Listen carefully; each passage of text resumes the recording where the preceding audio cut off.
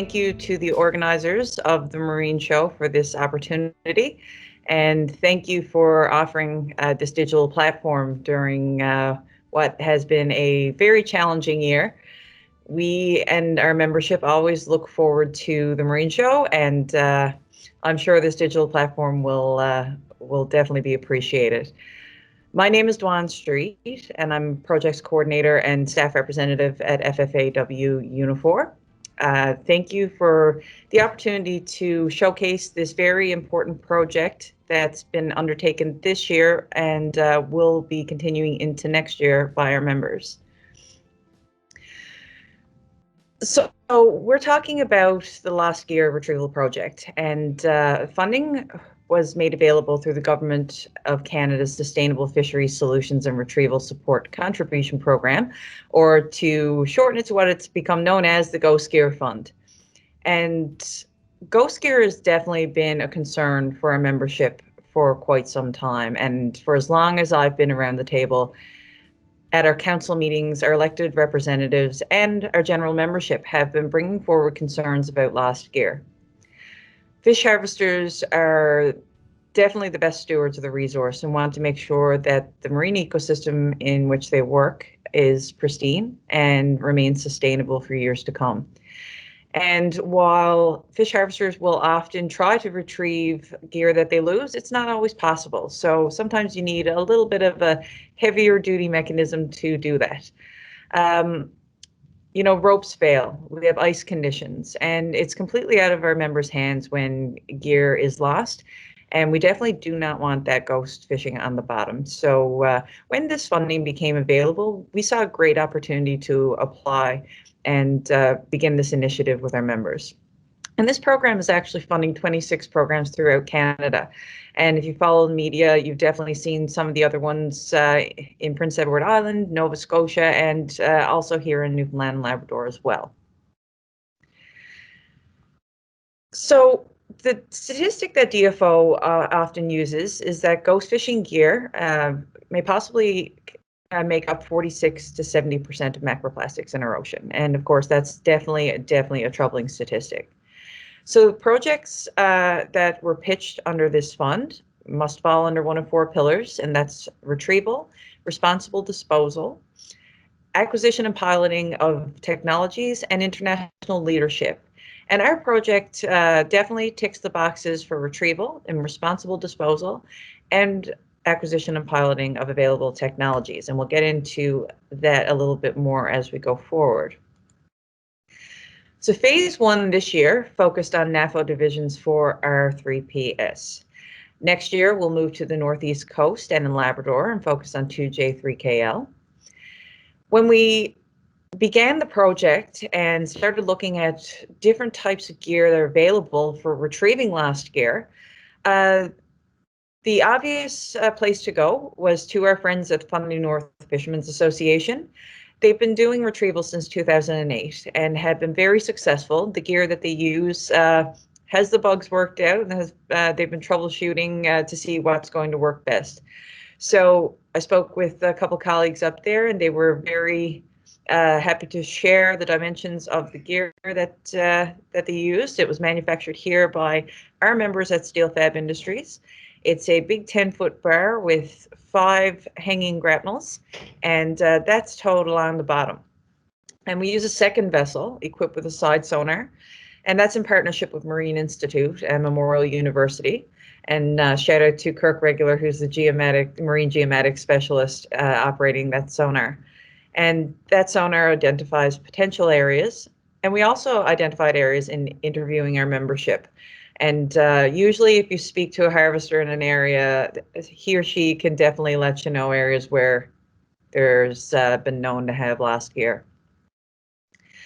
So this picture you see here, that's a couple of our members when we launched in Bay St. George with the gear, just to give you an idea of what we are using. So we started in Bay St. George, and we began in September 2020. Bay St. George was chosen as the area to start for a number of reasons. It's a smaller bay, and harvesters have been saying that they didn't foresee a lot of lost gear. And it was actually very obvious steaming along to see the work that's been done in the bay by our members and the community in keeping the marine environment very clean. I had mentioned actually that you hardly saw a piece of driftwood on the beach, and it's a lovely area. So we chose this bay because we knew the bottom type and we were going to be able to give the gear a shot, and if we ran into any issues, it was going to be a good area where we could make necessary changes. So we started with 5 days for the sonar and 4 days for retrieval. The sonar would go out, identify areas. The following day, the retrieval vessel would survey those areas while the sonar vessel continued on to others. We were actually successful in retrieving a lobster pot and releasing 10 live lobsters back into the environment, which was a very good news story. We had some ropes, buoys, some other debris. Because of the American base that had been in Stephenville, there's some debris on the bottom, and we actually did pull up a plane part, as we had anticipated, because there are a number of wrecks in the area, a tire, and some other garbage. But overall, it was a successful week, and we were able to return some lost gear to the owners and have it reused. So these are just some pictures here from Bay St. George. There's the lobster pot as we pulled it in. A couple of our members heading towards some floating halibut gear that we were able to retrieve. And there's the gear on the deck of the boat and just showing one of the hooks. And right here is our fine crew, Captain Rainey Hickey, Captain Chad Hickey, Kirk Regular from Marine Institute, and our technician, Trevor Jock. We then moved to Placentia Bay in October, and similar to Bay St. George, we did 5 days with sonar, 4 days retrieval. Placentia Bay, like Bay St. George, did have a very large American presence, as there was a very, very significant American base in the area in Argentia. This created a number of problems, and I do think that we have very good grounds to pitch that there should probably be a good cleanup in the bay. Because of the presence of the base, we did run into some abandoned cables, actual vehicles on the bottom, some drums and pipes that we weren't quite sure what were there. So we kind of avoided those areas and were unable to tow in some of the areas that we would have liked. However, we did retrieve some ropes, buoys, and pulled up about 150 feet of an inactive cable. So that was positive, getting that out of the ecosystem. And myself and Captain Gary Mulrooney on the gear, seeing what we're going to pull up. And here's the cable that we were successful in removing.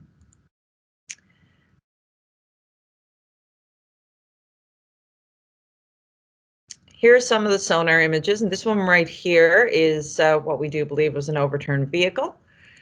Some other cables. So this was an area where we thought we might find some lost nets, but we obviously weren't taking the risk of towing through there.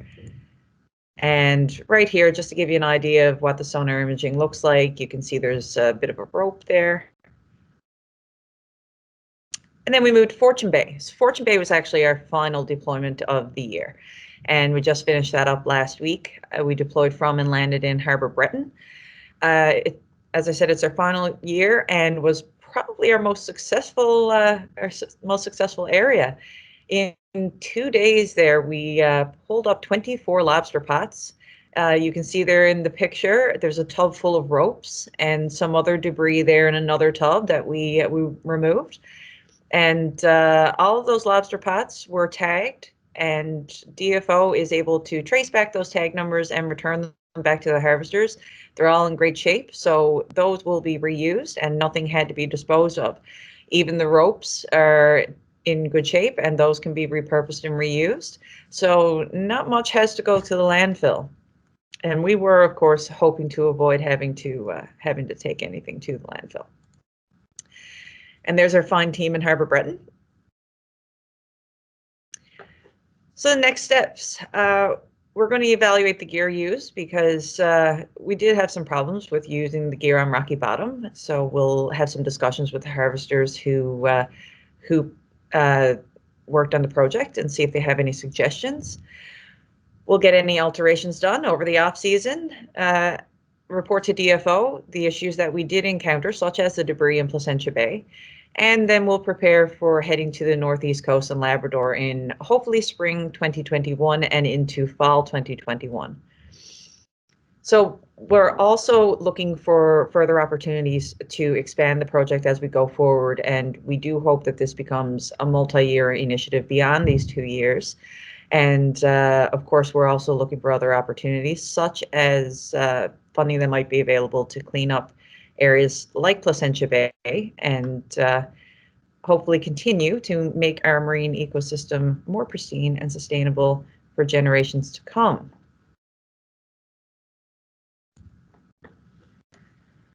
So just to close off, again, I'd like to thank the organizers for this opportunity. It's a very big, important project and a new one for us. I'd like to thank our members who worked in Bay St. George, Captains Rennie and Chad Hickey. In Placentia Bay, I'd like to thank Captains Gary Mulrooney and BJ Kareen. And in Harbour Breton, I would like to thank Captains Wesley and Randall Snook, and of course our technicians as well. Everybody, worked so hard on this project, and any project successes, of course, are a product of the hard work that's put in. So thanks to everybody involved, and we're definitely looking forward to next year and hopefully have another positive report and great results. Thanks so much.